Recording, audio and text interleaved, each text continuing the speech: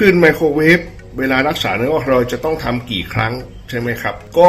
หมอบอกเลยนะครับว่าเราทำครั้งเดียวนะครับไม่ว่าเราจะมีเนื้องอก10 ก้อนเราก็ทำแค่ครั้งเดียวเหมือนกันนะครับเพราะว่าเวลาที่เราทำเนี่ยเราก็จะค่อยๆไล่ไปทีละก้อนทีละก้อนทำไปจนหมดนะครับ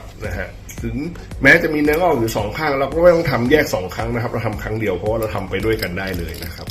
อันนี้ก็คือคำตอบของการทำลายก้อนไทรอยด์ด้วยคลื่นไมโครเวฟเนี่ยเราทำแค่1 ครั้งเท่านั้นเองนะครับถ้าเกิดสมมุติว่าอนาคตมันเกิดเป็นขึ้นมาใหม่เป็นซ้ำใหม่เราก็มาทำลายทีหลังได้เหมือนกันนะครับ